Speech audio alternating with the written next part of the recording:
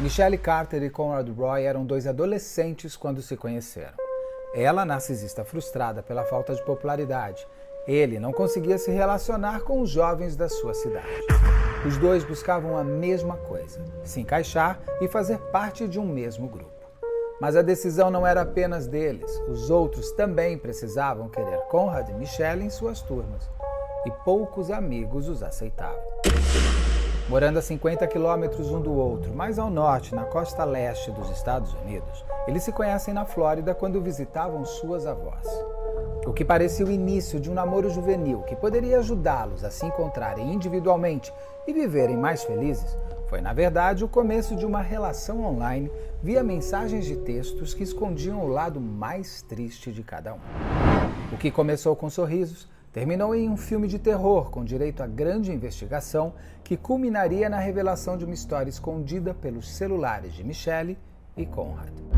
Esse true crime virou minissérie documental da HBO e agora também se transformou em ficção pela Starz Play. Prepare-se para o impacto dessa trama que traz uma grande reflexão. Até onde uma pessoa pode ir apenas para se tornar popular? Eu sou Beto Ribeiro e este é o Crime S.A. Especial Dica de Séries. Nessa história real, que muitas pessoas tentam ver um pouco como Romeu e Julieta, não tem nada de romantismo.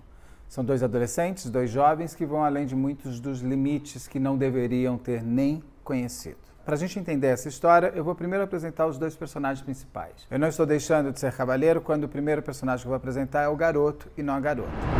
Conrad Roy é um menino que nasceu em 1995 e ele nasceu já com uma certa aversão social, vamos dizer assim. Ele já tinha os seus problemas de relacionamentos entre amigos, entre pessoas próximas, até mesmo com seus pais, que foram pais separados, que se separaram, mas não é pela separação que o Conrad tem esse tipo de relação com a vida.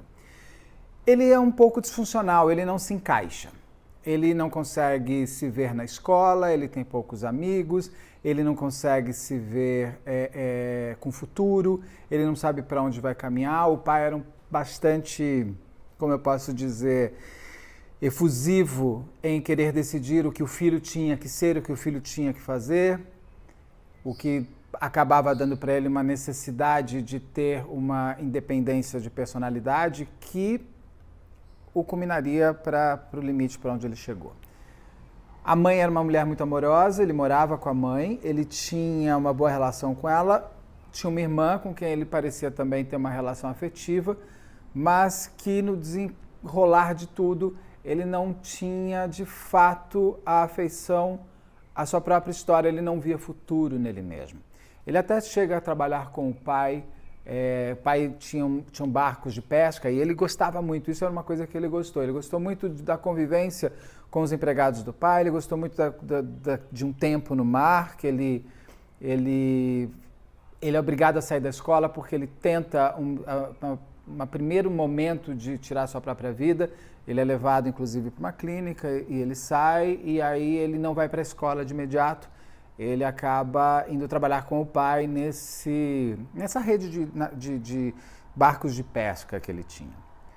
E ele gostou. Ali ele quase se encaixa, ele quase se encontra. Ele gostou da relação com os marinheiros, ele gostou do dia a dia que ele tinha, ele gostou de ver o mar, ele gostou de trabalhar no barco. Mas tinha chegado a hora de ele voltar para a escola porque o pai assim queria. O pai exigia muito dos estudos dele, o que eu não acho erro nenhum, pai e mamãe terem essa preocupação com os estudos dos filhos, mas o Conrad não queria. Ele não queria, ele já estava com vontade de ter o seu próprio barco, ele tinha o desejo de ele conseguir a licença do barco dele, e ele queria, assim, viver uma vida adulta ainda adolescente. Até mesmo ter uma licença de um barco era uma coisa muito complicada, não era tão simples. Apesar de o pai ter, ele não teria ele de uma maneira tão rápida. Mais ou menos se explica ali que tem uma série de requisitos para você conseguir ter a licença para pescar. E ele ainda era muito novo, ele não teria como fazer isso. E essa ausência do amor próprio que ele não tinha, e era muito óbvio que ele realmente escapava à mão de todos por conta de o que ele ia fazer, a mãe tentando ao máximo possível preservar, resgatar e conseguir com que ele percebesse, porque ele era um garoto com todas as possibilidades, mas a tristeza, a depressão não são pensamentos ou doenças ou sentimentos que você tem ou não tenha, apesar de você não precisar ter. É algo do humano, é algo da alma, e ele tinha esse buraco na alma dele. Essa possibilidade desse buraco na alma é que, quando ele encontra a sua parceira de desencaixe social, que culmina no que culminou essa história toda. Mas para isso antes eu tenho que falar sobre a Michelle. Quem era a Michelle? A Michelle devia ter uns 15 anos quando conheceu o Conrad, porque eles se conhecem em 2012. E a Michelle, ela já era o tipo de menina que ela não se encaixava, mas queria se encaixar. Ela queria ser popular, ela queria ser amiga das meninas populares da escola, ela era uma chata. A real é essa, gente. A Michelle é uma chata, uma pessoa chata. É daquelas pessoas que ninguém quer ter muito por perto. Não é que as meninas populares da escola fossem aquelas personagens de filmes da Sessão da Tarde que mostra um descompasso dentro das escolas americanas, do popular contra o nerd. Não é isso. Ela simplesmente, as meninas não queriam ser colegas dela, porque ela era chata. A bem da verdade é isso. Pô, garota chata. Eu não ia querer ser amigo dela também. Só que ela quer ser amiga dos outros. Quem já teve um chato na vida sabe como é que é essa história. Você não quer ser educado e tal, mas o chato tá sempre ali querendo, né, pegar você. E ela tem uma coisa de uma pessoa além de chata. Ela começa a stalkear as pessoas. Ela começa a perseguir. Ela persegue as meninas da escola, não perseguir para... estamos nos encontrando. Ela olhava lá, fuçava já o Facebook das garotas, ela sabia para onde as meninas iam sair, então ela chegava meio, oi, vocês por aqui, posso sentar também? E ela não era desejada por aquele grupo de pessoas. Mas ela queria se encaixar nesse grupo de pessoas. Além de tudo, ela queria ser amiga daquelas meninas, porque assim ela achava que ela teria a popularidade que ela tinha na cabeça dela que ela merecia ter. Ela se achava super cool, super legal, mas ela era uma chata. Essa ausência de ter pessoas, de ter o carinho que ela queria ter, aquilo, e mais do que queria, ela tinha certeza que ela merecia. Ela se achava... ela achava que ela tinha que ser... Tem gente que é assim, né? Tem gente que é assim, que acha que tem que ser famosa, que merece ser a estrela. E quem é, de fato, não busca, apenas acontece e é. E ela tinha esse desejo. Então ela queria se colar nas meninas, não porque ela gostava das meninas, não. Porque as meninas eram as popularzinhas da escola. Porque as meninas tinham um grupo de colegas com quem saía. Porque as garotas tinham as suas paqueras e num grupinho de meninas, o grupinho de menino acaba dando as suas paqueradas. Então ela queria, na verdade, fazer parte do mainstream, o que não significava que ela gostasse das meninas. Se as meninas fossem nerds isoladas igual ela não ia. Tanto que ela não vai muito nos isolados como ela só vai depois porque é a única solução que ela tem na vida dela. E ela vai forçando amizade, ela vai forçando situações que, inclusive, esse modo de ela ser é o que vai chamar muito a atenção lá na frente depois de todo o crime ter acontecido. Porque aí ela vai buscar uma fantasia de pessoa que precisa do carinho humano e, em cima disso, as outras pessoas começam a achar esquisito. Mas ela, inclusive, ela tem tanto desejo de se encaixar uma hora que ela até aceita ir junto com as pessoas menos cool da escola. Ela vai fazer uma excursão uma vez, inclusive. Isso é importante porque você percebe o desenho de personagem dela, como ela é obcecada, ela é um ser obsessor, assim, ela é uma pessoa que ela tem um ideal e ela vai. E ela... Tanto que numa excursão, elas vão fazer uma excursão da escola, ela conhece uma garota na excursão e as duas meio que começam a dar uma namorada.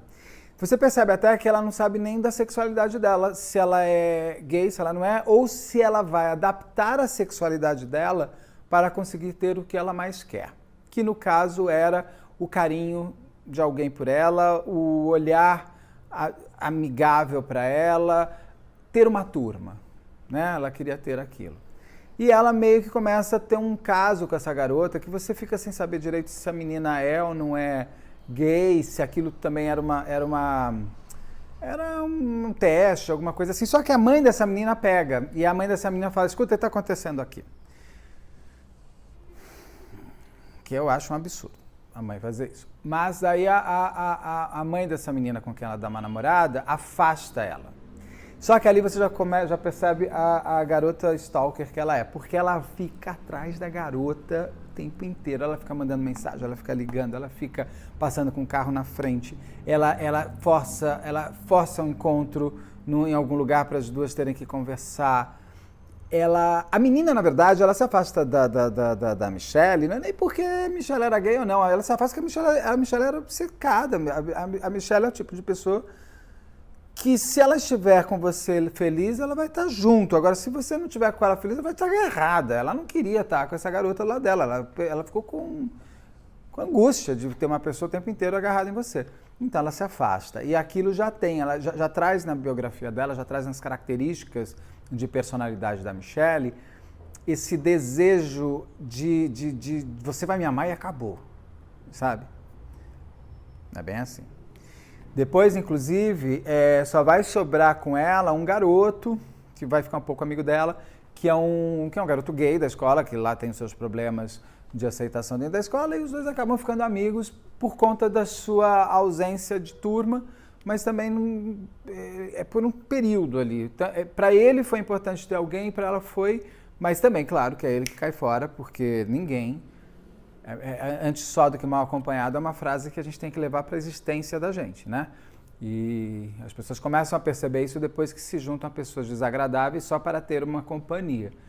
E a Michelle era sempre essa figura desagradável do lado. A Michelle e o Conrad se conhecem quando os dois vão.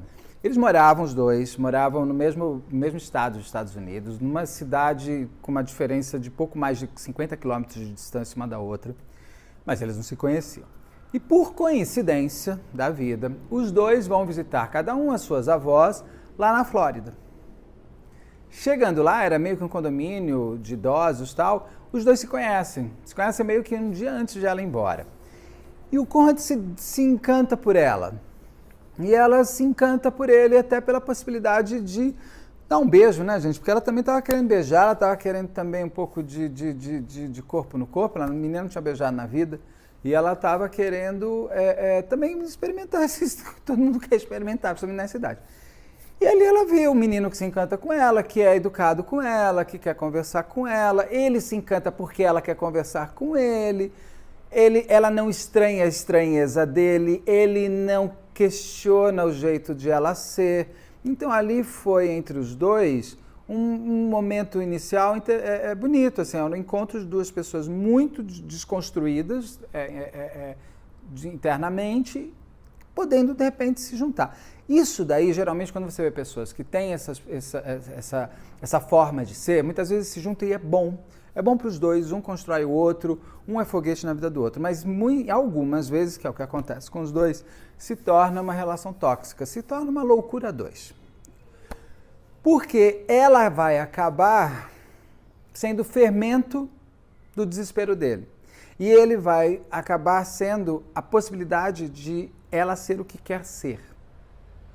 Como que começa essa história, então, para chegar até onde vai lá? Eles se conhecem na Flórida, nesse dia, eles passeiam pela Flórida, inclusive o pai do Conrad faz uma coisa que eu acho muito errada também, porque ele quer que o menino de 15, 16 anos leve a irmã de 11 anos para sair com a menininha que ele está na... Gente, não dá. O menino tem 16 anos, a irmã tem uns 12, não quer ir tomar sorvete com a irmã, com a namoradinha, ele quer sair com a menina, cara. Eu não entendo esse pai. Ficava tanto enchendo o saco do garoto que ele tem que ser igual aos outros. Quando o menino começa, finalmente, a ter uma paquera, o pai vai lá, enche o saco e força a levar a irmã. E, inclusive, por conta disso, o Conrad dá um jeito de largar a irmã ali no meio da cidadezinha e falar tchau. Porque era uma cidade super segura, não tinha problema nenhum, era do lado da casa da avó. A menina ia saber voltar, estava de bicicleta, ia voltar tranquilo. E ele vai para um dia romântico, talvez tenha sido o único dia feliz desses dois na vida deles. Pelo menos é o que a série de ficção mostra. Ainda vou falar das séries, que essa história é uma história real, tal, que fez 2 séries, mas isso daí a gente vai falar. Vou contar a diferença das séries daqui a pouco. A série de ficção ela traz bastante bem o passado deles. E ali é um dia feliz, eles vão pra praia, eles tiram foto, eles se dão quase um beijo, se trocam o telefone e eles se prometem se encontrar no dia seguinte. Ela vai embora no dia seguinte. E ela está nas nuvens. Finalmente um garoto me viu, finalmente alguém me olhou, me notou, estou sendo notada. Eu já devia estar pensando né, quando ela ganhasse o Oscar. Só que o pai, quando o menino chega em casa, o pai, ele é devastador, ele destrói o menino, porque o menino largou a irmã, porque não sei o quê, ele é destruidor. E põe o menino de castigo. O que acontece? Ele não vai no dia seguinte. E não encontra. E aquilo frustra muito, inclusive, também a Michelle, com todas as suas razões, porque ela estava esperando, ele não avisou porque o pai tirou o celular dele. E aí foi uma tristeza ali, quase uma noite de romance, no melhor estilo de livro de... Sabe aqueles livros românticos? Meio tipo isso. Ela vai embora para a cidade dela e ele vai com ele e eles começam a se conversar. Ele que deve ter chamado ela, eles começam a se conversar por SMS, por torpedo, na época que não tinha WhatsApp. Inclusive era muito legal na série de ficção que você fica vendo os celulares e você lembra de alguns aparelhos e tal. É um passado tão recente, mas que parece já tão tarde, né? Não tinha ainda smartphone. Tinha até smartphone, mas não era uma coisa tão usual, ou eles não usavam mesmo. Lá nos Estados Unidos eles ficavam muito com aquele BlackBerry lá e eles ficavam se escrevendo. E eles ficam se escrevendo e começam a ter uma relação amorosa pelo celular e pelo Facebook da vida, pelas mídias sociais. Sendo que, vamos combinar, gente, são 50 quilômetros de distância. O garoto já tinha ganhado um carro do avô, porque ele já 16 anos, lá pode dirigir. Ela podia dirigir o carro dela e eles demoram muito tempo para se encontrar. Eles ficam muito... Porque também, hoje eu fico pensando que é muito mais fácil para 2 pessoas muito desconstruídas terem uma relação virtual do que uma real, porque a real vai te exigir a realidade, né? A virtual você fica muito no poderia ser, se você estivesse aqui, o que eu faria? E eles ficam, inclusive, nas suas relações pré-eróticas da vida lá conversando. E isso não tem nada demais. Aí elas vão conversando, ficam conversando durante muito tempo e ela começa a contar para aquelas meninas populares que ela está com um namorado. Que ela tem um namorado, eu tenho um namorado. Por quê? Ela pensou, inclusive, que ela tendo um namorado, ela se encaixaria mais fácil naquele grupo. E isso fica, tá bom, que legal que você tem um namorado, mas cadê o teu namorado? Né? Então sai aí com ele. Mas ele nunca tá, porque ele tá sempre na cidade dele. E ela fica, e só que assim, os dois acabam às vezes discutindo por SMS, lá por torpedo, e ela fala, mas ela conta uma outra história para as pessoas, que ela é super amada, que ele é o Romeu e ela a Julieta, mas eles terão um final feliz. Que não vai ter mesmo, né? Final feliz para ninguém. Tô só olhando aqui que a Odete tá lá na janela. Será que ela quer entrar? Bom, vai ficar lá. E eles ficam durante 2 anos nesse vai e volta por SMS da vida. O Conrad não conta para ninguém sobre a história da Michelle. A Michelle conta para todos os amigos da história do Conrad, mas não conta para a família. No meio dessa história, eles dão uma discutida e tal, e aí ela conhece essa menina, com quem ela dá uma namorada. Essa menina vem no meio, que eu já contei lá. Gente, às vezes eu erro mesmo a linha do tempo, né? Porque a história é longa. E eu estou tentando sintetizar. A Michelle fica ainda naquele e uma hora ele vai encontrar com ela lá na cidade dela. E ele vai encontrar com ela nessa cidade. Pela ficção parece que eles têm um sexo ali rápido, ela era virgem e parece que não foi muito bom. Pela cena foi péssimo, mas não sei se na vida real foi assim. E eles ficam conversando e ele começa a contar para ela, inclusive, que ele já tinha tentado tirar a vida, que ele não via motivo para viver. E aquilo começa a ser fomentado por ela. Ué, mas se você não quer mais ver, por que você vive? Aí que vem, será que ela é psicopata ou não é? O que ela vê quando o menino começa a querer realmente ir embora do mundo? Ela olha e fala assim, nada como eu virar uma viúva. Porque os viúvos, eles são sempre amparados, né? Morreu seu marido, morreu sua mulher, morreu seu cônjuge, seu companheiro, sua companheira, você vai virar viúva. É natural que você tenha a compaixão do outro pela sua perda, ainda mais pessoas tão jovens. Ele começa com ela a organizar a partida dele, vamos falar dessa maneira. E eles começam, e ela, tanto que quando ele já estava programado para fazer tudo que ele ia fazer, ela já faz uma história na escola que ela estava muito preocupada que o namorado dela tinha sumido. E ela começando com o cara. Porque o que ela já maquinou? Quando ele aparecer morto, eu já estava falando que eu estava preocupada.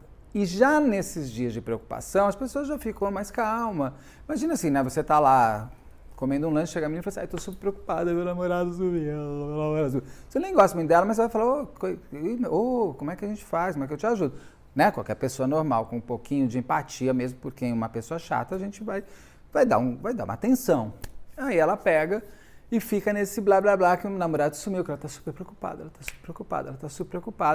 e ela precisa dele, o Conrad, e o Conrad não morre. Aquilo está estragando os planos dela. O Conrad vai, se resolve, ele tem toda uma história lá de como que ele vai terminar com a própria vida. Ele está dentro do carro dele e ela fala coisas para ele que quando a polícia pega, eu vou ler aqui algumas mensagens vamos dizer, de apoio, né? Vai logo, meu filho, faça tudo. Então, por isso que ele chama até da HBO, chama Eu Te Amo, Agora Morra. Porque ela deve ter falado isso para ele também, assim. Ela escreveu assim para ele coisas do tipo, você continua adiando, diz que vai fazer, nunca faz nada. Sempre será assim se você não agir. Ou seja, aí ele fala também, ela fala, você só precisa fazer isso. Ela fala, chega de empurrar, chega de esperar. Porque ela não estava mais esperando, ela precisava ser a viúva logo. E aí uma das últimas mensagens é, se você quer tanto quanto diz que quer, é hora de fazer isso hoje. Empurra o garoto para a morte. Inclusive, quando a polícia investiga e acha lá os celulares, eu vou explicar como foi a investigação, a última pessoa com quem ele falou foi ela. Provavelmente ele saiu do carro. Ele sai do carro, liga para ela, tipo, falando assim, eu não vou conseguir. Ela virou e falou assim, eu te amo, agora morra. Senta aí. Estraga meus planos. Não, menino bobo. Ela falou, vai, senta nesse carro. E ele sentou e ele morreu. No dia seguinte é encontrado, a família estava em desespero atrás, ele é encontrado pelo avô, e daí a mãe fica em desespero, o pai também. E ela posa de grande garota, viúva de todos, inclusive para a própria família. A família dela não faz ideia. Ela chega, ela desce a escada e fala, ai, o Conrad morreu, Conrad. A mãe fala, mas quem é Conrad, menina? Ela fala assim, meu namorado, mas você tem um namorado? Estou sabendo agora há quanto tempo? 2 anos. A mãe e o pai ficam assim, a irmã mais nova dela, que era uma menina mais, vamos dizer, normal da vida, todos ficam assim pra ela, falam assim, mas como assim, você tem um namorado, ninguém sabia, morreu do quê, mas como? Ele se matou? Eu falo, como? Meu Deus, imagina essas informações chegando para a família. E o pai tinha já planejado a viagem que eles faziam todo ano lá para uma casa de campo que eles têm.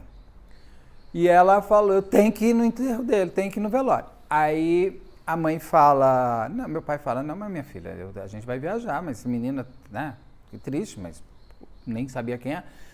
E ela não vai para a viagem, ela faz a mãe levar e ela chega para as meninas da escola, as meninas da escola vão até a casa dela porque ela liga e fala, estou mal, o Conrad morreu, eu falei que ele tinha sumido.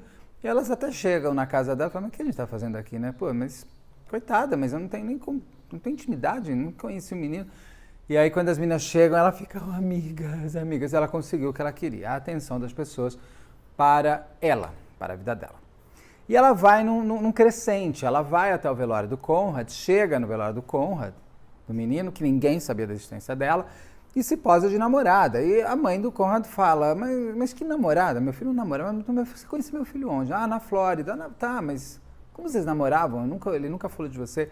Um amigo, o único amigo praticamente do Conrad, sabia da existência dela, mas não que era namorada, sabia que eles se falavam por texto lá, por torpedo. E a menina se coloca, inclusive, no próprio velório como a viúva dele, como uma grande porque ela teria todas as atenções para ela, né? Disputou até com a mãe do Conrad para ver quem tem mais atenção. E ela vai num crescente, porque ela já tinha pensado em muita coisa. Então ela resolve fazer um jogo de beisebol beneficente em nome das pessoas terem a consciência de não tirar a própria vida. É bonito, mas se for real, né? E ela faz na cidade dela. Aí a família dele fala assim, não, mas o Conrad é desta cidade aqui. Que é tipo, eu quero fazer em Campinas, mas a minha família é de Sorocaba, mas eu morri em Sorocaba, o que você vai fazer em Campinas? Ninguém me conhece em Campinas da vida. Usei essa cidade só para ver como é perto. E ela fala, não, mas aqui é o lugar que a gente conversava para vivermos a vida. Família é tão inebriada que essas pessoas elas acabam criando tanto um efeito fumaça que você acaba entrando na loucura. E ela faz um grande evento de beisebol na cidade dela para ela pousar de viúva. Tá certo, né? Foi sucesso. Foram todas as pessoas que ela queria, foram todas as pessoas populares, foram as meninas, os meninos. Ela apareceu em tudo que era selfie, ela fez um monte de vídeo, ela ficou feliz da vida, saiu em matéria. Só que aí acabou depois de... Vai acabando, porque assim, ela só tinha ligação com as pessoas através da viuvez dela. Que depois de um tempo, começa a baixar. Normal, né? Para isso existe uma missa de sétimo dia. Depois do sétimo dia, a gente vai entrando na vida. E aquilo vai desesperando ela. Fala, ué, porque ela continua ainda se ligando nas meninas, falando, não, mas o Conrad, vocês sabem... E as meninas, tá legal, cara, mas tipo, eu não tô mais pensando no Conrad. Já fizemos beisebol, já tirei uma foto, já curti sua foto, já tô te seguindo. Ó a coisa positiva. Né? A gente já tá junto até no Facebook agora. E ela continua stalkeando as pessoas. Vai onde as pessoas estão na lanchonete. Você dá um jeito de sentar. Ai, meu Deus.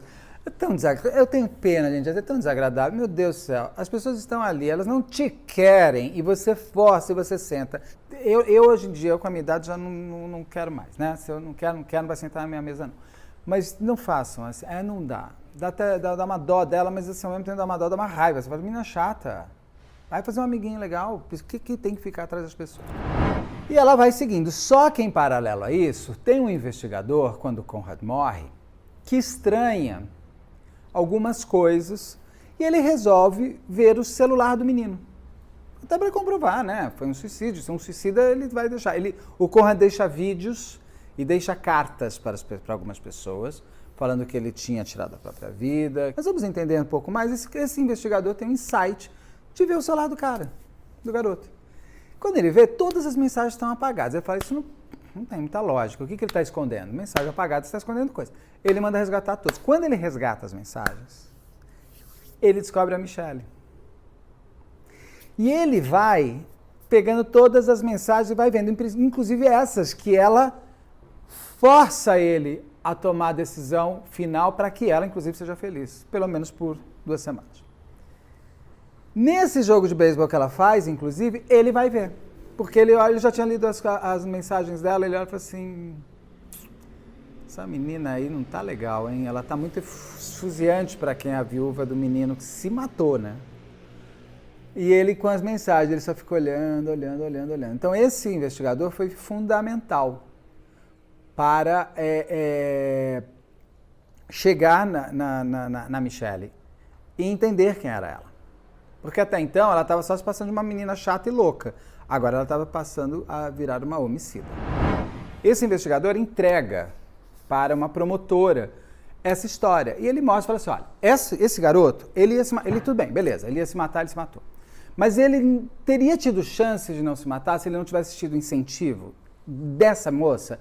E ele mostra as mensagens. E essa promotora olha e fala assim, pois é, mas suicídio assistido não é crime, né? Que doido. Mas isso é um suicídio assistido ou isso é um homicídio? Porque, afinal de contas, ele sai do carro, ele liga para ela, ele manda mensagem, ela força ele a voltar. Naquele momento, se ela falasse, por favor, não faz isso. Eu preciso de você, porque muitas vezes as pessoas não levam a ferro e fogo o final de tudo pelo outro. Porque uma pessoa que quer tirar a vida, ela tem amor por alguém também. Então, pelo outro, ele acaba vivendo o inferno que é a vida dele no mundo. Mas talvez ele precisasse só de um de um sinal fica. E ela dá o sinal contrário, vai. Então a promotora começa, e ali começa o calvário da Michelle. Por quê? De viúva triste do garoto do Conrad, ela passa a ser olhada como a assassina, né? E vira uma hecatombe ali dentro da vida dela, de tudo mais, porque se as meninas já achavam ela chata, agora ninguém quer chegar perto. E ela vai começando, inclusive, a dar uma enlouquecida pesada. Ela começa a ter problemas de alimentação, ela fica ainda mais angustiada. A mãe do Conrad fala uma coisa que eu concordo com ela. Ela fala assim, ela tinha plena consciência do que estava fazendo. Ela não foi irresponsável, ela foi responsável. E foi até uma entrevista que a mãe dela deu durante o julgamento e tal. E ela o julgamento vai sendo feito, tem as duas, né, tem claro que a defesa vai buscar argumentos que provem que ela falando ou não, ele faria, e a promotoria vai mostrar as provas que tem mostrando. Tá aqui, olha, ela falou para ele voltar. Ela falou, entra nesse carro. E vai uma briga jurídica. Ela tinha 17 anos quando aconteceu tudo isso. Ela vai para o primeiro reformatório no começo, daí ela sai, aí ela não pode mais mexer. Está proibida, né? Uma pessoa que usa o celular para esse tipo de coisa, em mídias sociais, os pais proíbem. Daí ela pega o computador da irmã, que é um personagem que passa rápido na ficção, mas eu imagino que foi porque a menina, ela foi devassada também, porque quando você tem um assassino na família, a família inteira é jogada no lixo, né? E ela não tinha culpa nenhuma, ela era só a irmã da Michelle, mas daí ninguém mais queria nem falar com ela. A irmã fica muito, muito triste por ela. Não é nem muito pela irmã, não, é por ela, acabou com a vida dela, eu entendo. E aí vem o julgamento. Aí ela vai presa, ela foi condenada em 2018, o crime é em 2014, ela foi condenada em 2018 e ela foi sentenciada a 2 anos e meio de prisão, só que baixaram a pena para 11 meses. Na verdade, nem que baixou a pena, ela cumpriu só 11 meses por conta de aquele bom comportamento e tal. Ela saiu em janeiro de 2020, hoje, em 2022, ela tem 25 anos e ela evita aparecer em público. Bom, não deve ser fácil mesmo, né? Inclusive, a Michelle ela foi condenada, não pelo suicídio, mas por homicídio. Ela foi condenada por homicídio involuntário. É aquele que você não fez nada para a pessoa morrer, mas você não fez nada para ela não morrer. Não sei se é tão involuntário, porque eu acho que você pegar para um cara que está querendo se matar e falar, vai lá e faz isso, involuntário, não sei, né? A história ela é para se fazer pensar. É uma história, é um crime muito bem investigado. Como true crime, ele é muito interessante porque ele traz elementos de investigação, de perícia, da promotoria, de como organizar. É muito boa essa parte, mas os personagens, eles são muito delicados, né? Por conta de você olhar e falar, eu conheço alguém assim? Eu não falei, eu sou assim porque eu não sou assim, mas assim, se alguém fala, será que eu faria isso? Até onde você vai para ser famoso, até onde você vai para ser popular, até onde você destrói uma amizade, até onde você destrói a vida de uma pessoa, até onde você quer, inclusive, destruir o outro para você aparecer. É de se pensar, né? Agora falando das séries, são 2 excelentes séries. A série da HBO é a documental, é a série que traz todo o true crime em cima do crime exato. Passei um pouco pelos passados, mas não se aprofunda tanto como a ficção vai se aprofundar nos passados, principalmente. E você vai ver, inclusive, a Michelle, ela começa a se transformar, ela tem umas coisas, começa a ter umas taturanas aqui, e o cabelo, ela vai se mudando muito, ela começa a virar um personagem, assim, é muito estranho. E eu tenho dúvida se ela não gosta das câmeras em cima dela. Sabe, que ela chega no julgamento. Uma pessoa que quer ser famosa, né? Pode querer ser famoso no custo que custar, né? A série de realidade da HBO é impecável. Como documentário, ele te traz toda a história e vale a pena. Eu assisti primeiro ao documentário, até porque ele foi lançado antes, e do que a ficção baseada na realidade, que foi lançada agora este ano. vale a pena, eu faria ainda esse mesmo caminho. Tem uma série aí que eu vou falar futuramente, muita gente já falou, que eu adoro, já vi, que é a Escada. A minha dica vai ser o contrário. Veja primeiro a ficção, depois o documentário. Mas essa daí vem em breve. Que eu só estou revendo o documentário que eu vi há muito tempo. Então estou revendo para tirar algumas dúvidas. A ficção eu vi ontem, né? Ontem não, uns 3 meses. A série documental está na HBO Max. 2 episódios de 1 hora e pouco cada um, que você vê em maratona. A série de ficção está na Stars Play. É uma das melhores produções de true crime em ficção. Só estou pegando aqui o nome certo, né? É da Stars Play, que eu sempre confundo Stars Plus, Stars Play, Stars Plus. É muito não parecido, não rola não. Mas a série de ficção se chama The Girl from... A série de ficção se chama The Girl from Plainview, a garota de Plainview, está na Stars Play. Ele tem 8 episódios, cada um mais ou menos de 45 minutos a 1 hora. A ficção ela é muito bem feita. A ficção ela traz mais elementos de quem era a Michelle e o Conrad nas suas vidas pessoais, antes inclusive. Ela não é uma série cronológica, também está meio na moda, né? Ela não é uma série que começa do começo ao fim, ela vai e volta também, mas diferente daquela da Maria Marta que eu falei, essa não cronologia, ela não te atrapalha para entender. Muito pelo contrário, ela é muito interessante. Ela é muito bem estruturada, o roteiro é muito bom, então você consegue saber muito bem em que período que você está. O trabalho da atriz que faz a Michelle é espetacular. Ela, aliás, todo o elenco é muito bom. A Chloe, eu não lembro o nome dela, o sobrenome dela, Chloe, não sei o que lá, que é ótima atriz. Ela faz o papel da mãe do Conrad, ela tá uma mãe muito interessante. Mas a menina que faz a Michelle, ela é, ainda mais que eu tinha visto o documentário, mas ela parece a menina de fato. E não é que virou aquela coisa de documentário com ficção. Não é isso. A menina vira, a atriz vira a Michelle. Inclusive no seu olhar de loucura, muitas vezes e tal. É muito... A série vai nos desenrolar excelente. Eu só não gosto de uma parte do final ali que assim, não vou falar qual é o spoiler, mas eu acho que dá uma passada de pano pro que a Michelle fez no final, que eu acho desnecessário. Eu tava brilhante, eu fiquei assim, mas pra que isso? Estão querendo dar um perdão pra garota? Ah, desculpa, ela fez o cara morrer, não tem... Pagou a pena dela, tá fora, tá ok. Agora não dá pra, numa ficção, fazer de conta que ela... Dá-se entender que ela quase foi levada a fazer isso. Não, meu amor. Não. Você não foi levada a fazer isso, né? Você levou o garoto a se matar. É diferente. Então vamos só botar os pesos e medidas nos seus lugares corretos.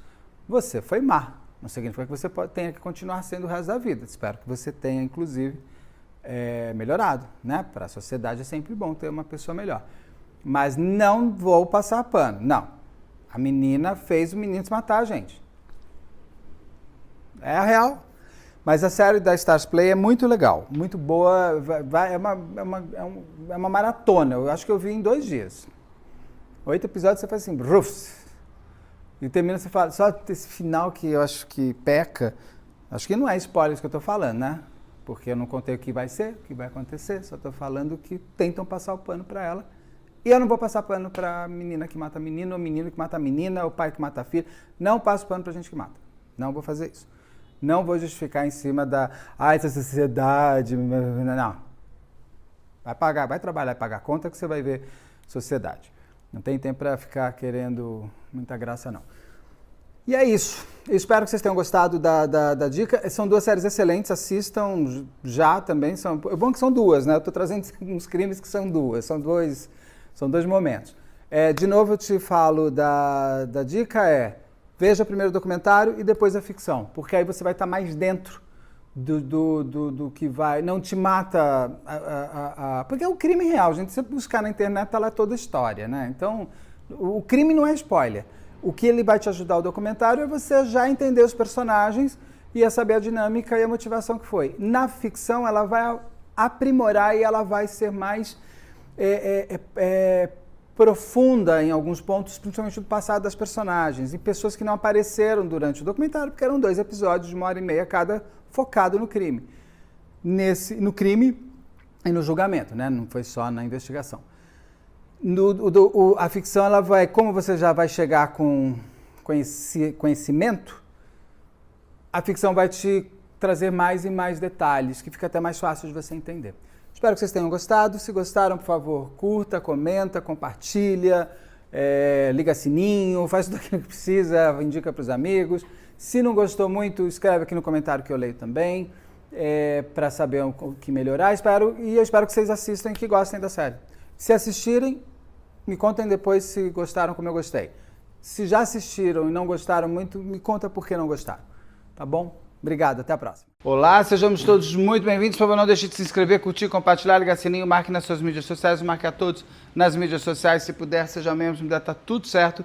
Deixe ver comigo até o final desta dica de séries Flash, que eu espero que seja Flash. Mas para ser Flash tem que ter até 20 minutos. Às vezes eu me estendo e aí não vai ser Flash, vai ser longo. A gente vai descobrir no final, depois de tudo que eu tiver gravado aqui. Se entrar como vídeo longo mesmo, só não vai ter aquela aberturinha no começo, mas o resto segue. Vou falar sobre a série Adolescência, da Netflix, que acabou de estrear, que tem uma linguagem interessante de plano sequência. Eu vou falar sobre a linguagem da série, que às vezes eu acho que ficam mais preocupados com a linguagem do que com o conteúdo, mas isso não demérito, é apenas um ponto a ser falado. É uma série que traz, sem medo nenhum, o assunto da violência dentro das casas das pessoas via seu momento mais nevrálgico que tem da vida, que é a adolescência. É quando a gente está se construindo como um ser completo, né? É o que vai muitas vezes nos guiar lá para frente quando formos adultos.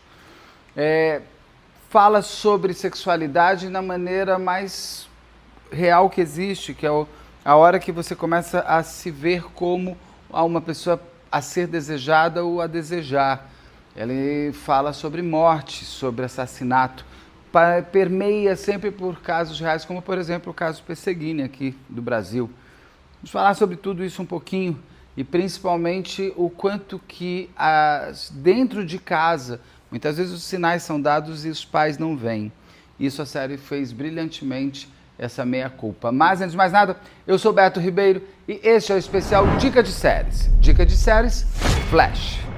Antes de mais nada, eu já vou avisando que tá chovendo muito, tá com trovão, tá com tudo, então talvez tenha um fundinho de chuva. Mas tem gente que gosta de me ouvir para dormir, então nada como dormir com um pouquinho de chuva também, nunca é ruim. Série Adolescência, da Netflix. São 4 episódios de 1 hora cada. Já trazendo um pouco a linguagem, ela é toda feita em plano sequência. Eu gosto muito de plano sequência. Quando eu dirigia séries, eu gostava muito de trabalhar com isso. Não é a primeira vez que se vê... O Alfred Hitchcock fez, se eu não me engano, Festim Diabólico, é todo um plano sequência. Você tem um filme que passou... Qual que é o nome daquele museu que eu adoro na Rússia, Aruei? O Hermitage. Estou louco para conhecer, mas eu não vou para a Rússia, porque a Rússia é um país homofóbico e eu não vou a lugares homofóbicos. Mas eu adoraria. O Hermitage é um museu deslumbrante. Tem um filme que passa em 89 minutos, plano sequência absurdo. E quanto que eles demoraram para conseguir fazer. E se rolar no minuto 60, você tem que voltar desde o primeiro. E nesta série, eles têm essa sensação de trazer o plano sequência meio como uma subjetiva da gente assistindo a tudo.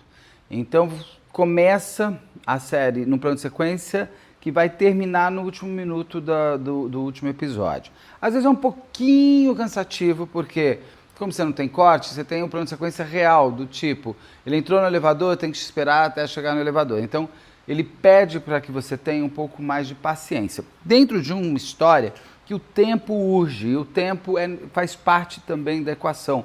Urge para quem está sendo preso, mas ele vai passar da mesma maneira. Então você vê a ansiedade de todas as personagens que estão passando pelo crime dentro das suas vidas no tempo real. Não existe. Quando a gente está muito apressado, o minuto continua tendo 59, 60 segundos. Não adianta. Tem que esperar dar o 10, 9, 8, 7. Não tem a contagem regressiva, ela vai pedir o espaço do tempo exato. Então isso é interessante, porque tudo vai acontecer e culminar num espaço de tempo muito angustiante para quem o vive, principalmente. A série começa inteira com um policial civil Conversando, já tem até uma história interessante, um paralelo desse policial civil com o caso que a gente vai seguir. Só avisando, vai ter cheio de spoiler. Se você não quiser ver aqui antes de assistir a série, assista a série, depois volta pra cá. Tá, mas vai lá e volta, vai lá e volta rápido. Eu não vou me preocupar aqui muito em não dar o spoiler da história, porque senão não tenho como conversar sobre ela. Gente, a chuva aumentou muito. Uau! Bom, vamos torcer para não acabar a luz, não é verdade? Então a gente começa com um policial à espera de uma ação que vai acontecer, a gente não faz ideia ainda. O que é muito interessante é que a gente vai entrar na história junto com a família que é abordada. A gente só descobre tudo o que aconteceu junto com essas personagens. Isso eu gosto. A gente não tem nenhuma informação a mais, a não ser aquela que a família que vai ser acordada com a polícia vai tendo durante todo o processo. Então ele está esperando, são 6 horas da manhã, esse policial inclusive recebe uma ligação do filho pedindo para não ir para a escola. Depois você vai entender que esse filho desse policial estuda na mesma escola desse outro menino e que esse filho do policial também passa por bullying e o pai até vai perceber por conta disso e vai puxar o menino mais para ele não perder o menino de vista. O que se discute muito dentro dessa série, mais do que, como disse a minha amiga Jucassine, gostei do que ela apontou no Instagram dela, ela fala assim que a série é muito mais do que se o menino matou ou não matou, e principalmente o porquê de tudo aquilo ter acontecido. Então você começa com esse policial recebendo a mensagem do tipo, vai entrar em operação, você não está entendendo o que está acontecendo. Ele sai com o carro e você já vai seguindo uma série de outros carros policiais, ou seja, é uma grande batida policial. Do quê? É terrorismo? O que aconteceu? Quando todos chegam nessa casa, uma casa de classe média ali do Reino Unido, de uma família amorosa, com pai, mãe, irmã mais velha e o menino mais novo, que é o James, se não me engano, que é o menino principal, que é o adolescente dessa história. Esse garoto, todos serão acordados às 6 e pouco da manhã, como todas as operações policiais são no mundo inteiro, é no nascer do dia. Todos são acordados, eles explodem a porta da casa, eles põem todo mundo no chão. Isso é uma família de pessoas que nunca tiveram contato com o crime, muito menos com a polícia. O pai até fala, eu nunca fui a uma delegacia de polícia. E o pai já tem 50 anos, ele vai fazer 50 anos, inclusive, durante a série, tem o aniversário dele. Inclusive, o ator que faz o pai é um dos roteiristas da série, e muito bom ator. Então você vê aquela família que, em princípio, o que terá acontecido? E até que eles invadem o quarto do garoto, que tem 13 anos, e eles tiram o menino e o menino vai preso. Preso como se fosse uma pessoa mais velha, como se fosse maior de idade. E os pais não estão entendendo, ninguém está entendendo, o menino só fica falando, eu não fiz nada, eu não fiz nada, eu não fiz nada, eu não fiz nada. Os pais também não estão entendendo, ele é levado para a delegacia. Quando ele chegar na delegacia, ele é atendido, você vai ver até como é uma forma de atendimento a um menor de idade, quando está envolvido no crime, é uma forma bem humanista, bem diferente do que eu imagino que aconteceu no Brasil. E você não tem informação ainda do que esse garoto fez. Se você leu a sinopse, você sabe que tem uma morte envolvida. Mas se você não leu nada, você não faz ideia. Esse menino, o que é? Ele traficou drogas? Por que ele está sendo preso de uma maneira tão grave? Até que o policial fala, o seu filho está sendo preso por homicídio. Então você já tem a informação. Existe uma morte, existe um homicídio ligando tudo isso daqui. O garoto é conduzido e ele é um menino de 13 anos. Ao mesmo tempo que ele vai ter toda a infantilidade, o garoto que ainda é criança, ele já vai ter toda uma puberdade vindo, onde você percebe até olhares mais maldosos dele.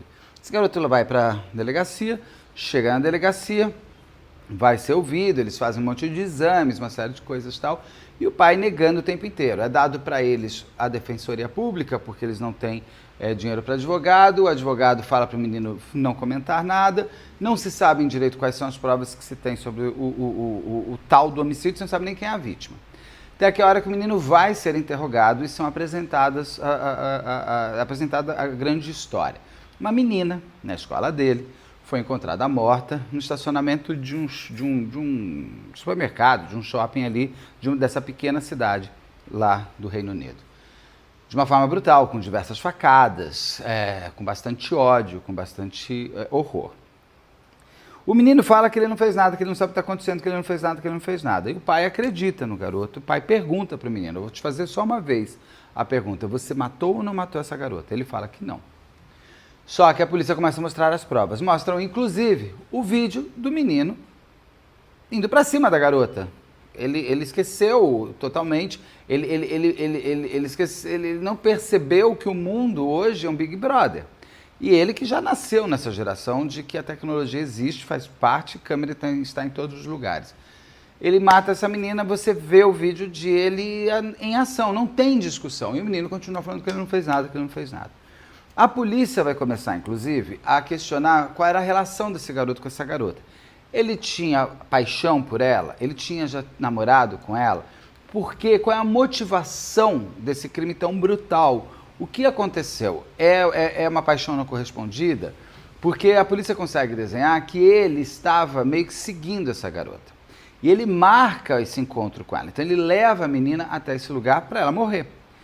O menino vai na toada e vai sempre negando, falando, por mais que tenha o vídeo, ele fala que não foi ele. A polícia segue para a escola para entender qual é a motivação que fez esse garoto se tornar um assassino tão frio e cruel. Inclusive, como eu contei, o policial, o filho dele, estuda na escola. Ele está na escola. Inclusive, o filho dele, na sala de aula onde essa menina estudava. Ela tem uma diferença de idade com o ator principal, com a personagem, com o adolescente, acho que de uns 2, 3 anos. E esse filho desse policial sofre muito bullying na escola, mas o pai não percebe. O pai vai descobrir, sacar alguma coisa dentro daquele universo escolar, porque o filho dele vai ser uma grande porta de entrada para esse universo adolescente que está tão doente. Porque não fica claro a motivação, e esse policial ele quer muito saber o que levou esse garoto a matar, por que ele fez isso. E esse menino tem 2 grandes amigos, um que se cala o tempo inteiro e um outro que fica mais visível de que ele está num desconforto nervoso. O filho desse policial vai mostrar e vai contar para o pai de um negócio que eu juro para você, gente, eu nunca tinha ouvido falar nisso. Fico tão impressionado como existe um mundo paralelo, por mais que a gente leia, estude, veja, a gente não sabe. Ele fala sobre o incel. Eu vou tentar explicar aqui o que é isso. É o celibato involuntário. Fui pesquisar para entender, foi criado por uma moça lá sei lá, no começo dos anos 2000, que ela até abriu um site para discutir o celibato involuntário no qual ela estava, que seria o seguinte: ela não consegue transar com ninguém, porque ninguém quer ela.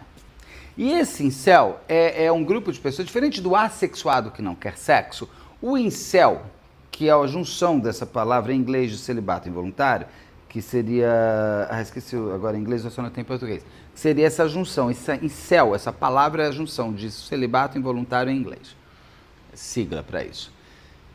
O que eles dizem dentro desse universo é que existe 80-20. O que significa isso? 80% das mulheres só se interessam por 20% dos homens. Isso no universo heterossexual. O que quer dizer é que muitos homens terão pouquíssimos homens conseguem chamar a atenção de todas as mulheres. E muitos homens não vão conseguir serem objeto de atração de nenhuma mulher. Ou seja, ele não vai transar, ele não vai beijar na boca, ele não vai namorar, não porque ele não quer, não porque ele é assexuado, é porque os outros que querem que assim ele seja.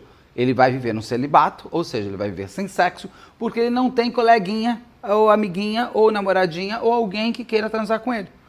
E isso realmente está. Eu vou até fazer em breve, chama Massacre da Isla Vista. É um cara que saiu matando um monte de gente porque ele se sentia feio, sem sexo, que ninguém gostava dele, ele saiu matando. É um massacre agora, nos anos 2000 e pouco. Eu vou fazer esse caso, eu nunca tinha ouvido falar, conheci de acordo com esse incel. Então existe esse grupo que tem nas deep webs da vida, em fóruns, em mídias sociais específicas, que se discute muito essa obrigação de não transar porque os outros não querem transar com eles. E isso está tornando um grupo específico de garotos muito, muito, muito machista, misógino e com muito ódio. Principalmente porque, como eles se sentem preteridos, que as mulheres não os querem, eles querem, já que você não me ama, você vai me odiar, e já que eu te odeio, eu vou te matar. Então, uma questão hoje muito séria, que é trazida nessa série, e que o quanto que nós mais velhos aqui, a gente está desconectado com o universo muito mais novo. A gente está com uma ausência de ponte, é um gap muito grande. Por quê? Para a polícia, para esse policial, a garota que morre é amiga do menino, desse Jamie, do adolescente. Porque ela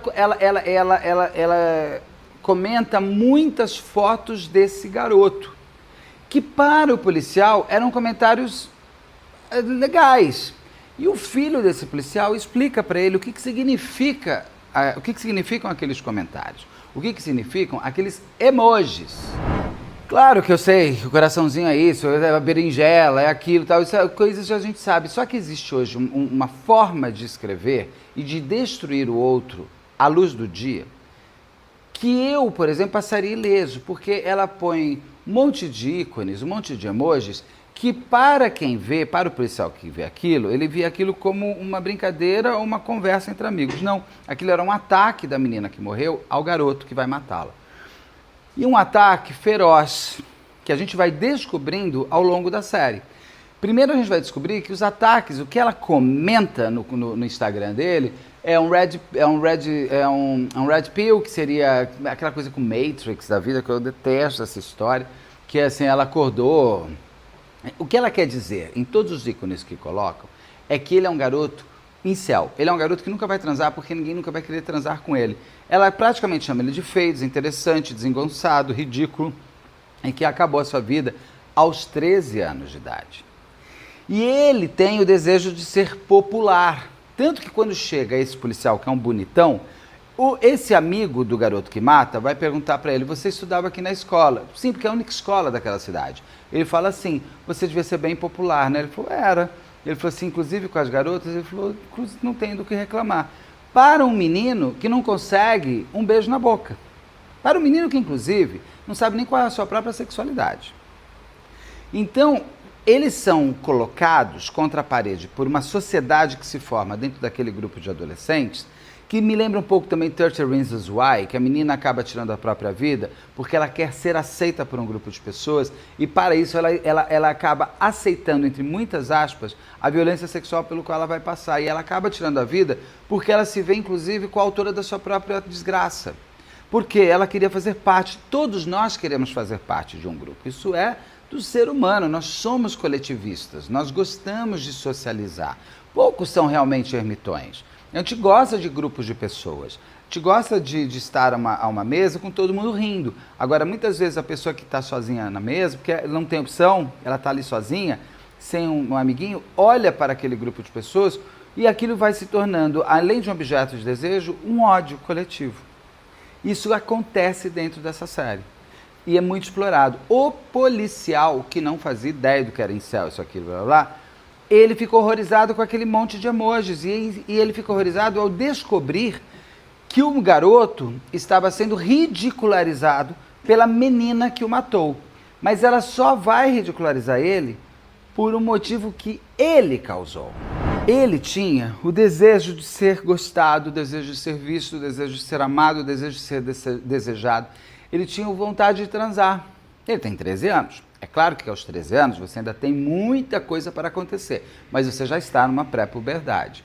E aquela menina era o desejo dele de paixonite de 13 anos para uma menina de 15 e 16. Ainda mais essa diferença de idade. Meninas de 15 e 16 anos já são mulheres, em toda quase sua plenitude física, e muitas delas até mental. Um garoto de 13 anos é uma criança. Um menino de 16 anos é menino. Uma mulher de 16 anos é uma mulher. Porque você tem um descompasso de tempo entre o homem e a mulher, entre o masculino e o feminino, de se construir. Um homem se constrói com cara de homem lá pelos 25, 26 anos. A mulher já é linda, totalmente ela, desde os 16, 17. E essa disparidade do tempo com ele o deixa ainda mais confuso, mais angustiado. Até porque esse garoto vem de uma família muito estruturada e com um detalhe muito interessante. A personagem do pai dele é de uma masculinidade viril absurda. O cara tem 50 anos, ele é um touro em todos os sentidos. Ele malha, ele é todo sarado, ele tem tatuagem, ele é um gostosão, ele é másculo. É aquele cara que você olha e fala assim, testosterona 12.000%. A mãe dele e o pai têm uma relação afetiva até hoje. Ele tem uma irmã mais velha muito bonita, muito bonita. E ele não se encaixa, porque ele não consegue ser nem o seu objeto de se ver no outro, que seria no pai, e nem nada. E o pai tem uma agressividade, aquelas pessoas que explodem. E ele vai relatar isso daqui a pouco num episódio muito importante que tem nessa série, que é visceral, assim, de bom. E o pai, ele tem uma agressividade, ele é do tipo que explode. Então, tem um momento, inclusive, que ele vai contar para a psicóloga, que é esse episódio, que ele viu o pai uma vez chegando bem bravo e quebrando todo o quintal lá, todo o armazém que tem no quintal dele. E a psicóloga falou: o que você sentiu? Medo? Ele falou: não, achei muito engraçado. Então ele imita, inclusive, a agressividade do pai, porque aquilo para ele o tornará mais macho, mais homem, mais másculo, porque o pai é o centro de referência dele ali dentro. E ele, na sua vida, na sua escola, na sua plenitude, na sua realidade, ele é um garotinho que ainda está em construção. E ele tem uma autoestima destruída. Destruída. Ele se acha feio, ele se acha magricelo, ele se acha assim, ninguém realmente... Eu vou ser como é que é o nome? Um incel, porque eu não tenho atributo para nada. E isso, para ele, é uma coisa frustrante, porque ele quer ser o pai, mas ele está longe de ser o pai. Ele não está longe só de ser o pai, porque ele não tem a mesma viralidade do pai, até porque o garoto tem 13 anos. Ele está longe de ser o pai porque da idade, o pai tem 50, ele tem 13, só que ele não entende isso e os pais não percebem isso. Isso é muito interessante o que vai acontecer lá na frente. Os pais não percebem o quanto o filho está indo por um caminho sem volta. E isso vai ser questionado pelos pais mais depois também. Então, nesse momento, a polícia já prendeu o garoto, já mostrou o vídeo que tem ele lá matando a garota. Ele está preso, ele está negando, o advogado dele fala para ele não comentar nada. Os pais estão destruídos, porque o pai viu o vídeo, então ele sabe o que é.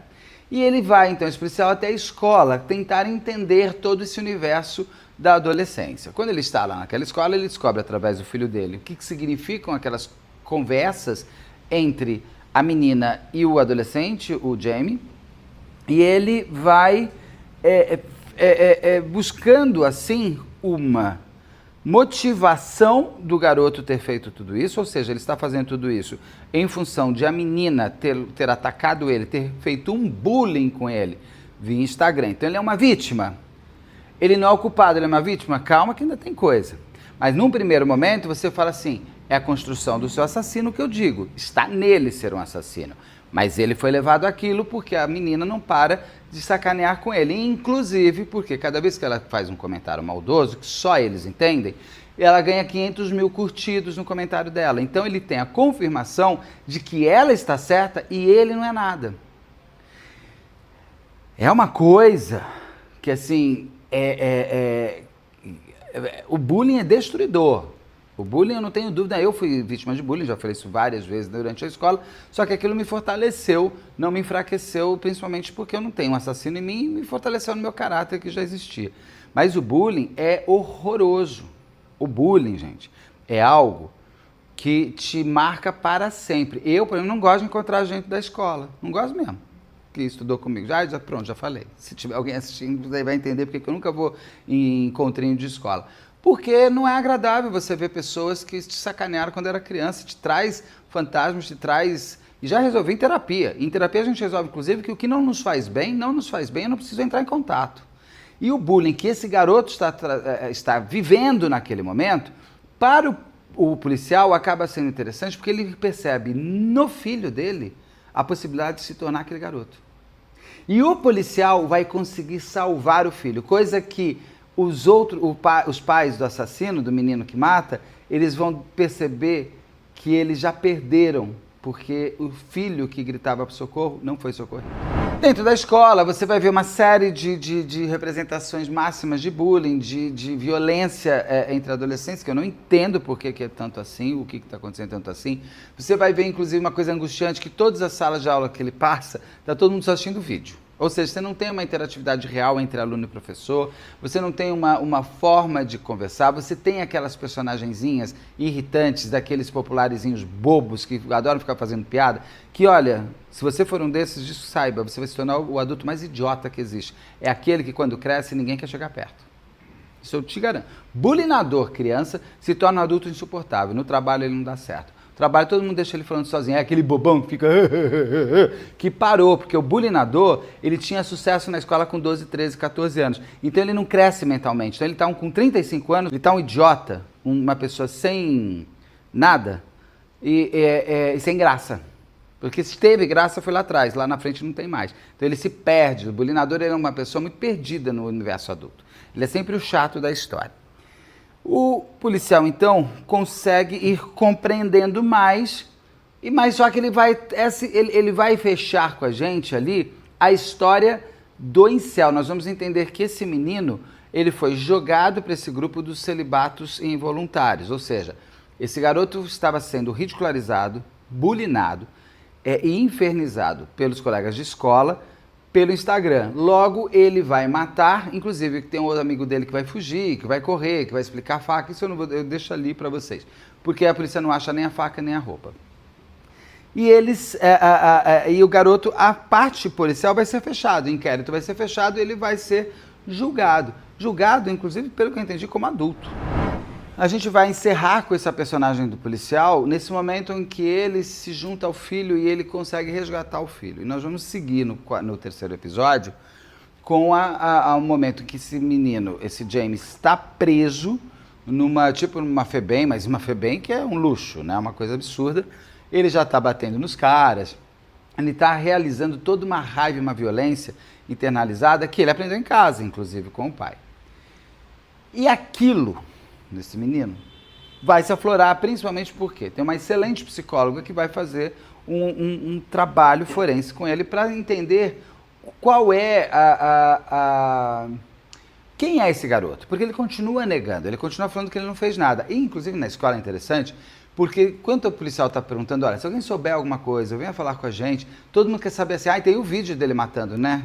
Quanto que a gente vai poder ver? Existe um fascínio pelo vídeo para ser compartilhado, existe um fascínio ali pelo crime e não pelo motivo, não por que ele matou e por que outra foi morta. Até para saber se dentro daquela escola nós teremos um novo assassino e uma nova vítima. E você percebe o quanto aqueles adolescentes todos estão perdidos em torno de si mesmo, em torno de uma sociedade que está muito doente, de pais muito ausentes, de pessoas que ficam o dia inteiro no seu celular, na mídia social, e que o mundo não é aquilo, e que vivem um mundo errado, vivem um mundo da foto, mas o mundo ele não é foto, ele é movimento. Então você tem, é muito interessante quando você entra nessa escola, porque é como se você estivesse entrando em qualquer escola, pelo que eu senti, pela sensação que eu tive, e em qualquer época. Porque o bulinador sempre existiu, é que hoje tem palavra, né? Antes era brincadeira de criança. Quando esse policial se fechou o inquérito. Esse menino foi para essa FEBEM da vida ali no Reino Unido. Essa psicóloga vai chegar e vai fazer... A gente vai estar vendo a última sessão dela. Ela fez 5 vezes. E o garoto, dentro dessa sessão da psicóloga, essa é muito boa a forma de ela agir com ele, porque ele vai acabar abrindo todos os seus calabouços e toda a sua verdadeira personalidade que está em formação e que a pergunta que se faz é, há tempo de mudar? Aqui é um super spoiler, tá? Nesse episódio 3, a gente vai descobrir junto com a psicóloga o que realmente aconteceu. Não é às claras. Ele não vai virar um menino e falar assim, então, sabe o que é? Dia 12 de maio, eu fiz tal coisa, dia 15, daí eu fui lá, daí eu peguei a faca e dei. Você tem que ver esse episódio como uma forma de uma terapia pesada, porque o garoto está em terapia e ele quer e não quer estar. Então ele desafia muito seu terapeuta, ele tem ataques de fúria com ela, ele joga tudo pelos ares. O menino está excelente, o menino é um super ator. Ele tem uma super... Ele joga, ele bate, ele grita, ele desafia, ele vai pra cima, ele deixa ela com medo se ela vai bater nela ou não. Ele quer ter o domínio da sala e ela volta a ter ela, e ele vai, uma hora, explicar tudo o que aconteceu. A menina, mas ele vai explicar em textos muito pouco claros, tá? Você tem que prestar muita atenção, porque ele vai se abrindo e vai se fechando, ele vai se abrindo e vai se fechando. O que ele diz que... Ele até fala, a mulher fala assim, de sexo com ele, o que significa sexo, o que significa masculinidade, ela fala do pai, ela fala de uma série de coisas, daí ele fala que o pai quebrou tudo, e ela pergunta, você ficou com medo? Ele falou, não, eu fiquei rindo, achei divertido, ou seja, ele vai imitar a agressividade do pai como uma forma masculina de ser, ele vai... contar que ele até fala, não, uma menina já pegou nas minhas partes, eu já dei um beijo, depois ele vai falando, não, nada disso aconteceu, aquilo tudo era só desejo, ele tem 13 anos. E ele conta que essa menina que morre, que ele mata, ela era uma moça muito dada, e ela era uma mulher que ele nem se interessava. Ele fala muito reta, eu não sei se ele quis dizer que ela não tinha peito, não tinha bunda, mas ele fala que ela é muito reta, tipo, ela nem tem atração por ela. E que ele tinha uma mania de ficar botando fotos de mulheres mais velhas, tinha umas coisas assim. E ela vai levando esse menino para o mais profundo eu dele, e ele revela que essa garota ficou muito chateada, porque ela estava saindo com um menino e que ela pergunta se você já viu algum seio, porque ele fala muito que ele tinha visto os seios. Daí ele resolve falar a verdade, que o único seio que ele tinha visto na vida é o dessa menina que ele matou. Mas por quê? Como que você viu esse? Não, na verdade, assim, eu nem gosto, tá? Ela é reta. Não entendi se é pouco peito, o que quis dizer o reta. E aí ele fala, ele se coloca, ele diz que ele está entre na história dos 80% das mulheres gostam só de 20% dos homens, que ele não faz parte dos 20% dos homens. Ela fala, por que não? Ele fala, porque eu sou feio. Ela pergunta, como é se sentir feio? Ele olha e fala assim, você não vai falar para mim que eu não sou feio? Porque ele já está acostumado a falar, eu sou feio, o outro fala, não, você é bonitinho. Ela não entra no jogo dele. E ele vai mostrando uma baixa autoestima, esperando que ela quebre para ele a baixa autoestima e diga que é o contrário do que ele está dizendo que ele é. Só que ela não vai fazer isso. Ela é uma excelente psicóloga.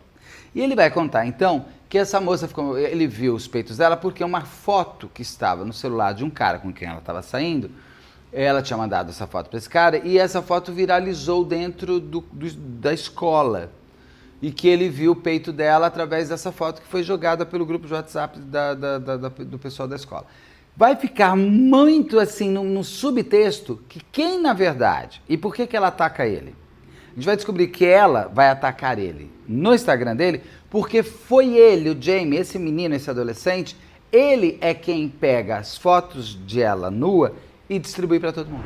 Me lembrou muito Touch Reasons Why, que acontece aquilo com a menina lá principal, que outro tira a foto de ela com calcinha e joga para todo mundo. Só que nesse caso ela não mandou a foto para ele, para esse menino. Ela mandou a foto para um cara com quem ela estava saindo, mais velho.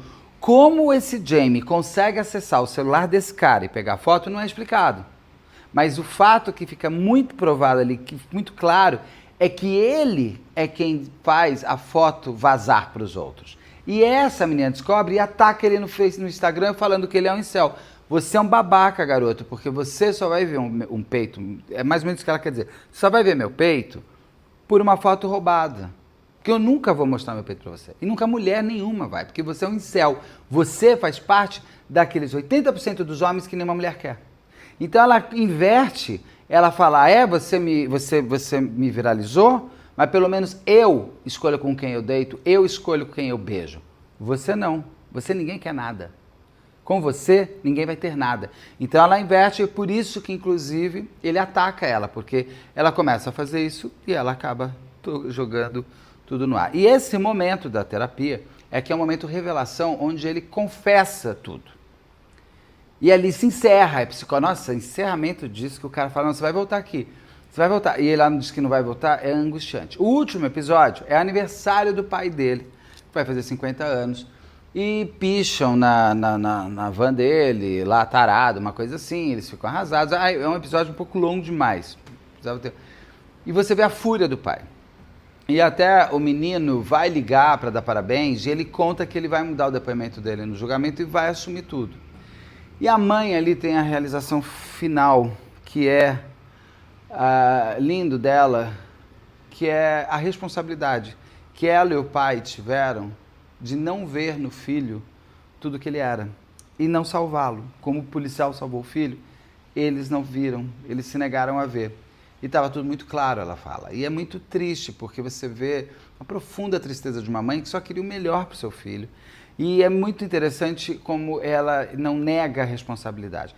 Isso me lembrou também um outro filme que é Precisamos Falar sobre Kevin, que é a mãe de um atirador em massa na escola. Já fica aqui a dica também.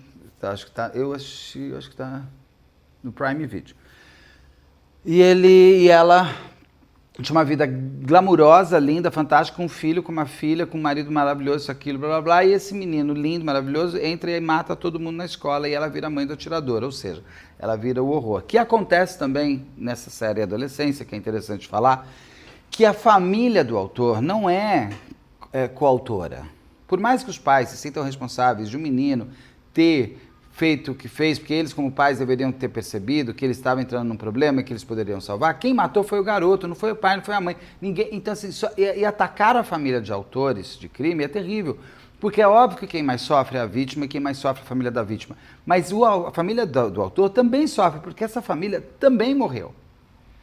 Também, além de tudo, morreu socialmente, porque quando sai à rua, vamos pegar, quando sai à rua, a mãe da Carol, a avó da Isabela Nardoni, por parte de mãe, ela é abraçada na rua. A mãe do Alexandre Nardoni, eu acho muito difícil se alguém souber que era a mãe do Alexandre Nardoni, vai abraçar ela. E é uma avó que enterrou uma neta de quem ela gostava muito. Mas ela é a mãe do Alexandre Nardoni. Então, as pessoas elas acabam culpando também as suas famílias. Isso é muito bem mostrado nessa série Adolescência da Netflix. A gente não pode fazer isso. E no precisamos falar sobre Kevin, a mãe acaba sendo apontada pela rua também. Toda a família dela é dizimada, porque o menino, ele começa matando dentro de casa, começa matando a filha dela, a irmã dele. E aí ela sai matando, não lembro do pai, que acontece, eu acho que o pai ou ele matou, mas eu não lembro agora, se você lembrar põe aí, ou ele se separaram. E a mãe fica até a saída do garoto, precisamos falar sobre Kevin, até a saída do garoto da prisão, porque ele era adolescente. Só que ela não vai ficar com ele, ela vai deixar uma casa pronta para ele e vai embora, porque ela não vai conseguir conviver e viver com o assassino, com o filho assassino, porque ela já tem uma carga demais de viver com ela mesma dentro da sua história, de ser a mãe dele. É muito interessante esse filme também. E que me remete também ao Perseguini. Se esse menino tivesse matado, se esse menino tivesse tirado sua própria vida, como seria ele hoje? Né? Porque fica sempre esse grande mistério que para mim não tem nenhum, já fiz o caso comentado aqui, é super bem investigado. Isso foi um menino que matou a família e se matou. Ele seria como se ele estivesse vivo. O mistério não existiria. Ele estaria ali para contar. E ele seria o quê? Ainda mais que ele teria sido de 14, ele já estaria solto. Quem vai querer conviver com o menino que matou toda a família? Né? Seria uma coisa assim. Bom, esse é o caso da adolescência. É muito interessante porque você conversa sobre o real em uma ficção. A série é de ficção. Ela não é uma série real. Ela é baseada em histórias colhidas pelos roteiristas e que se tornou uma história ficcional única, mas ela é claramente inspirada em várias, em inúmeras. Ela é extremamente real. É uma série muito, muito, muito real. A linguagem que eu falei do plano de sequência é muito legal, mas às vezes eu acho que me dá uma cansada. Então, porque eu gosto de maratonar, eu acho que aquela linguagem ela é cansativa para ver 4 episódios seguidos, mas a série é muito boa. Vale a pena assistir e vale a pena entender, né? Até que ponto os adolescentes, se você tem filhos, sobrinhos, sei lá, quanto eles estão gritando dentro da sala e a gente não está ouvindo, e o quanto podem ser salvos ainda, porque eles vão se tornar adultos. Adultos muito mais perigosos, muito mais perversos, muito mais tarados, e é dentro de casa que se forma realmente toda a estrutura da personalidade de uma pessoa. Então, essa série, espero que vocês tenham gostado, não sei se vai virar a série Flash ou não, eu vou ver agora na edição. Se não tornar Flash, vira uma série, um vídeo comprido, se não, ficou uma série curta. Vamos ver, a gente se vê daqui a pouco. Até já.